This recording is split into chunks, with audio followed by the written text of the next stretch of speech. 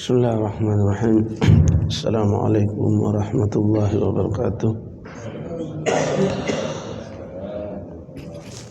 Alhamdulillah, nahmaduhu wa nasta'inuhu wa nastaghfiruh wa nu'minu bihi wa natawakkalu alayhi wa na'udzu billahi min syururi anfusina wa min sayyiati a'malina. Wa nashhadu an la ilaha illallah wa nashhadu anna sayyidana Muhammadan abduhu wa rasuluhu la nabiyya ba'dah sallallahu alaihi wasallam tasliman katsiran katsira amma ba'du. Qala tabaraka wa ta'ala ya ayyuhalladzina amanu dzkurullaha dzikran katsira wasabbihuhu bukratan wa asila.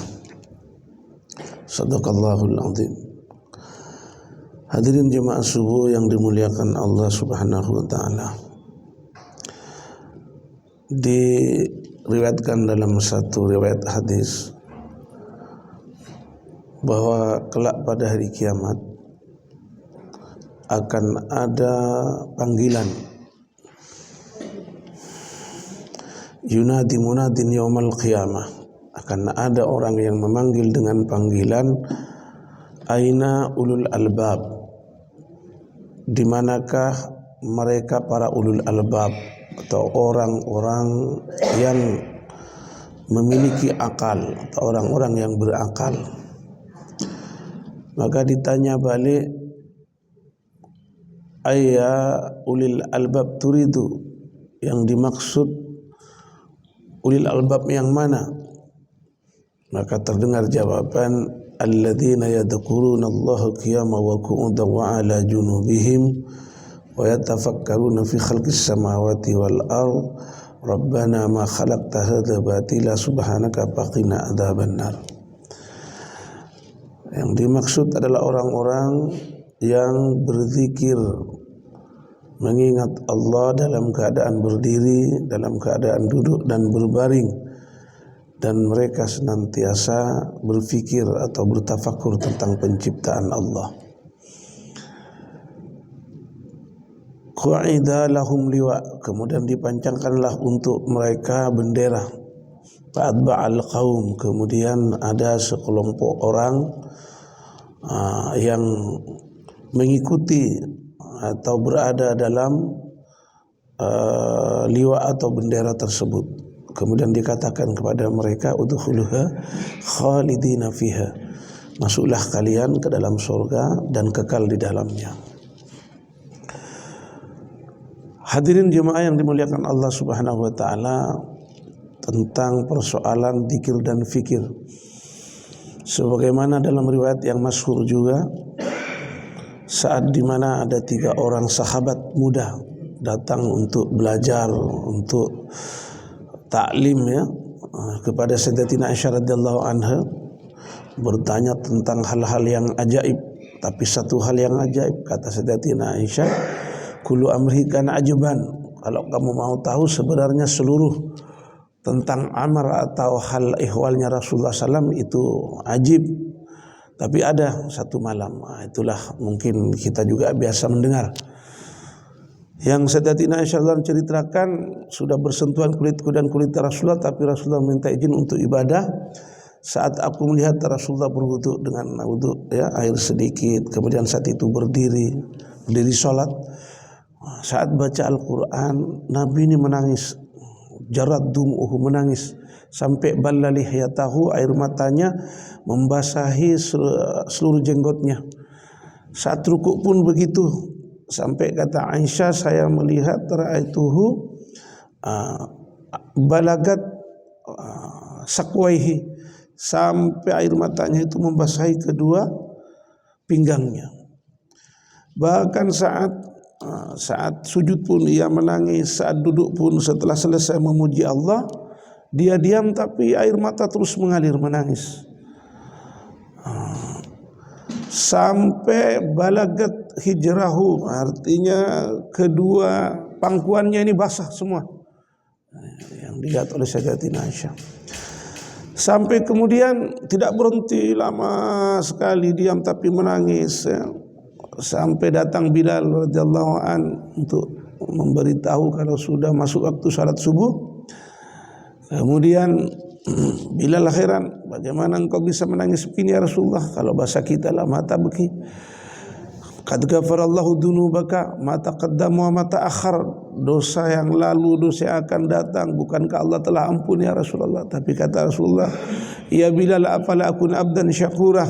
Apakah tidak sepatutnya saya ini bersyukur atau menjadi hamba yang bersyukur, senantiasa berterima kasih kepada anugerah segala karunia Allah. Bilal katanya, ya tapi Rasulullah menangis seperti ini. Ya Bilal, turun ayat. Ayat yang kemudian Nabi sallallahu alaihi wasallam bacakan, ayat inna fi khalqis samawati wal ard alladzina yadhkurullaha qiyaman wa qu'udan sampai faqina adzabannar, subhanaka faqina adzabannar, la yudfi'uha illa ma'ul ain. Bilal, yang akan memadamkan api neraka air mata yang menangis begini ini Bilal. La yudfi'uha illa ma'ul ain, tidak akan bisa memadamkan panasnya api neraka kecuali air mata yang begini ini Bilal. Wa wailul liman lam yaqra wa wailul liman yaqra'uha wa lam yatafakkar fiha. Dan celaka orang membaca ayat ini tetapi tidak mau berfikir, tidak mau bertafakur. Fikir itu sama dengan tafakur ya. Fikir itu sama dengan tafakur dalam bahasa Arab. Baik. Hadirin, kemudian juga diriwayatkan mengenai perkara ini dalam satu hadis mursal, Nabi sallallahu alaihi wasallam satu ketika melihat para sahabat berkumpul tapi diam. Maka Nabi bertanya, apa yang kalian lakukan? Di antara mereka menjawab, tafakkartu an khalqillah. Ya Rasulullah, kami ini tafakkarna an khalqillah, kami ini sedang berfikir tentang ciptaan Allah. Kata Nabi, benar itu, bagus. Tafakkaru fi khalqillah wa tafakkaru fi dzatillah. Kamu benar berfikir tentang ciptaan Allah dan jangan berfikir tentang zatnya Allah. Rasulullah SAW benarkan. Hadirin yang mulia, dan selain daripada apa yang telah tadi dalam riwayat Rasulullah SAW menangis disebabkan oleh karena turunnya ayat tentang zikir dan fikir, tapi juga diceritakan bagaimana seorang sahabat namanya Abu Raihanah radhiyallahu anhu pulang perang. Hadirin, istri sudah rindu, kemudian ia menyiapkan segala sesuatunya untuk menyambut kedatangannya, ya tidur dengannya tentunya sebagaimana biasa seorang laki-laki kalau sudah lama tidak jumpa istri, rindu dia. Maka hadirin, dia saat masuk ke rumahnya, dia ambil wudhu, dia masuk ke dalam musallanya, salat 2 rakaat hadirin. Tapi persoalannya ditunggu-tunggu tidak mau keluar-keluar, lama sekali. Ditunggu sama istrinya sampai terheran-heran istrinya. Ini sampai masuk waktu subuh.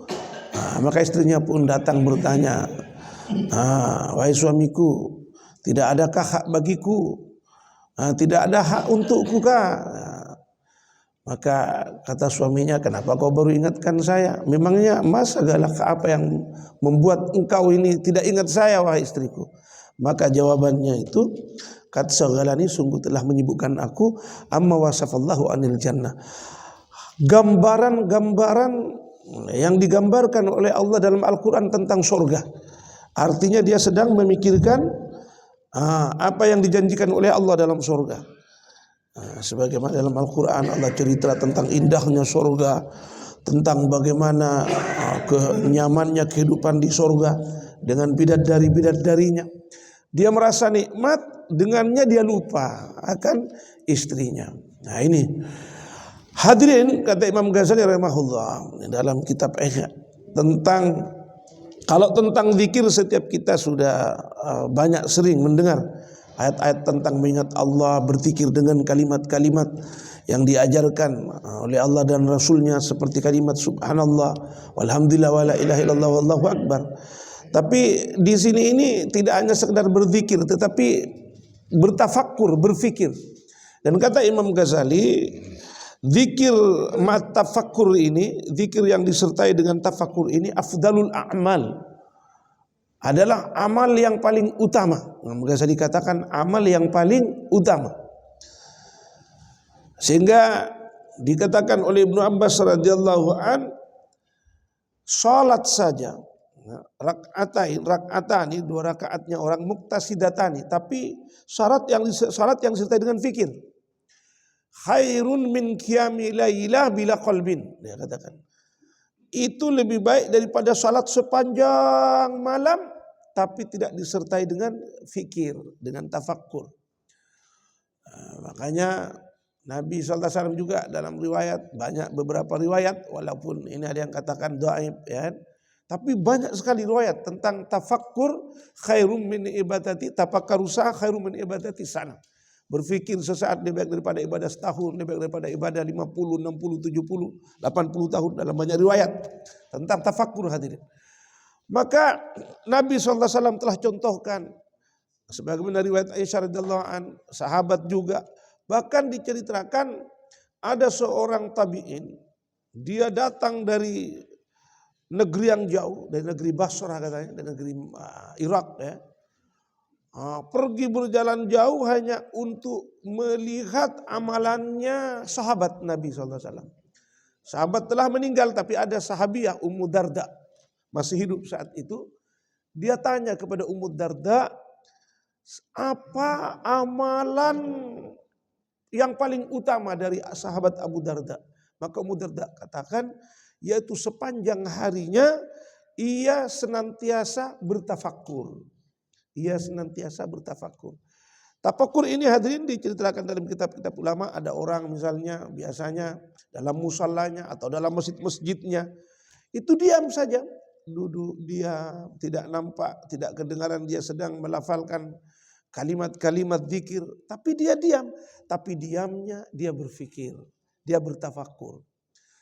Sebagaimana juga dalam kisah tabi'in diceritakan, kalau dia berjalan, dia senantiasa dia tutup dirinya dengan bajunya. Rupanya dia menangis hadirin. Rupanya dia menangis. Sehingga karena senantiasa dilihatnya seperti itu, ditanya, apa yang sebenarnya menyebabkan engkau selalu menangis begini? Maka dia katakan, tafakkartu an dhihabi umri. Saya itu berpikir tentang berlalunya umurku, wa qillati amali, dan sedikitnya amalku, waqtirabi ajali, sementara ajalku semakin dekat.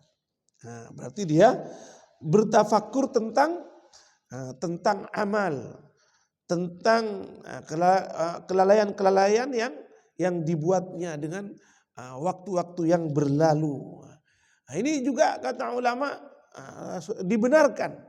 Bahkan ada 5 yang kata ulama dalam hal berpikir yang kategori berpikir ini.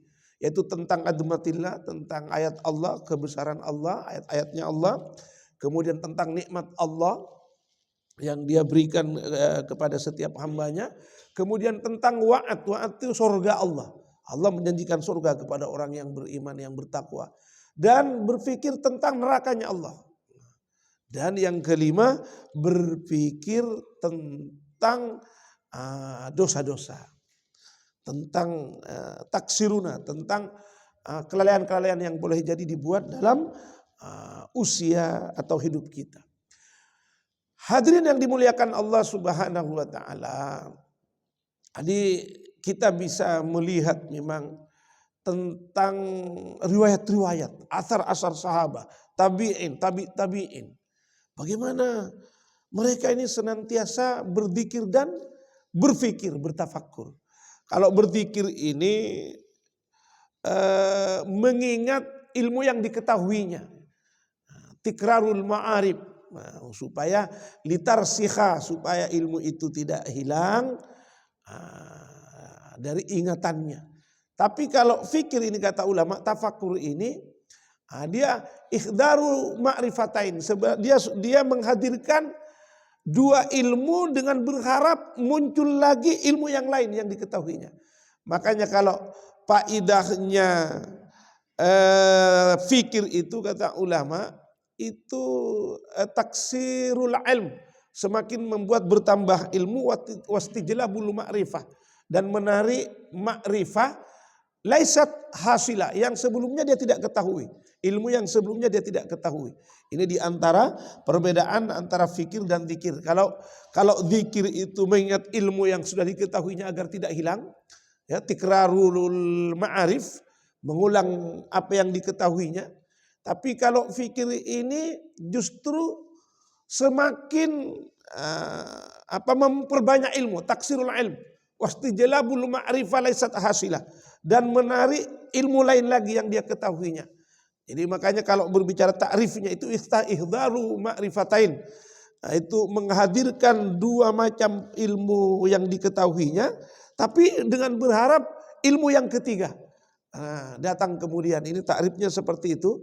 Artinya kalau bertafakkur, itu tafakkur mengenai apa yang diketahuinya, sehingga lahir lagi apa yang sebelumnya tidak diketahuinya. Nah, para alim ulama senantiasa melakukan tafakkur seperti ini. Nah, tafakkur ini sama halnya dengan arti tadabbur, ya. Jadi kalau dalam bahasa Arab tafakkur tadabbur itu sama. Nah, fikir dengan tafakkur ya maknanya sama. Itu cuman kan kalau dalam bahasa Indonesia itu dijadikan bahasa Indonesia berzikir, padahal maksudnya ya zikir itu tidak persis dengan bahasa Indonesia. Karena zikir dia bisa mengingat, dia bisa menyebut. Makanya ada dua kan kalau zikir, zikir dengan lisan, zikir dengan qalbi, dengan hati. Maknanya mengingat, menyebut, bisa begitu. Tapi kalau fikir itu tidak dengan menyebut. Tapi kalau fikir atau tafakkur sama artinya itu dengan hati, olah pikiran. Nah, itu kalau berbicara mau sedikit tentang perbedaannya. Jadi zikir dan fikir sama-sama dalil ada dalam Al-Quran. Mengenai zikir banyak sekali, mengenai fikir seperti afala tatafakkarun, itu kan dalil di mana Allah meminta agar setiap kita berfikir. Fa'tabiru ya ulil absar, itu kan tentang mengambil iktibar, sama juga, ya kan? Jadi tadabbur menghasilkan iktibar, mengambil pelajaran, mengambil hikmah dari setiap kejadian-kejadian. Ini bermakna sama, mutaradib maknanya. Jadi tafakkur, kemudian tadabbur, ta'ammul itu sama, satu makna artinya, tidak ada beda. Makanya sahabat-sahabat biasa membaca Quran tapi ma'at tadabbur, ma'at tafakkur, disertai dengan mentadabburinya, mentafakkurinya.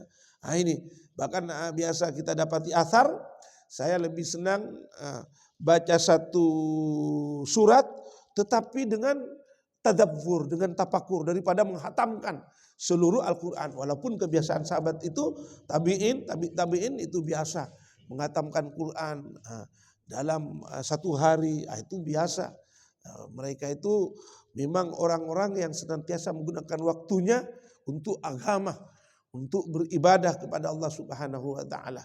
Hadirin dimuliakan Allah Subhanahu wa taala, banyak hal tentang perkara ini tapi kita bisa diskusikan lebih lanjut insyaallah.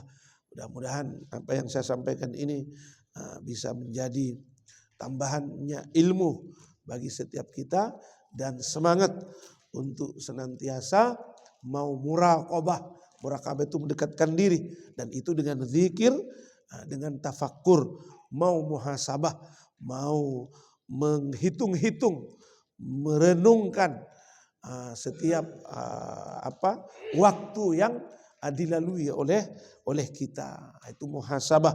Nah, itu juga bagian daripada amalan sahabat. Hasibu, kata Sayyidina Umar, qabla an tuhasabu. Kamu bermuhasabahlah sebelum kamu nanti dihisab, menghisab diri. Nah, ini bagian daripada fikir dan zikir. Nah, saya kira seperti itu. Kita lanjutkan mungkin dengan diskusi insyaallah.